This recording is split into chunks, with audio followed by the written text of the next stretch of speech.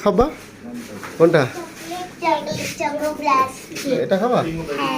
Choco blast কার কার পছন্দ? তোমার পছন্দ?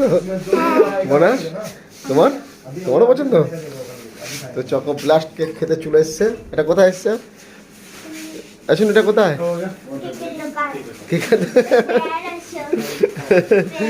কেকের দোকান।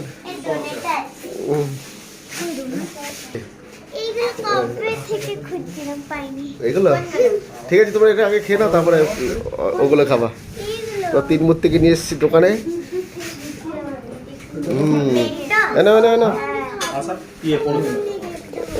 তুমি চকলেট খাও বলে?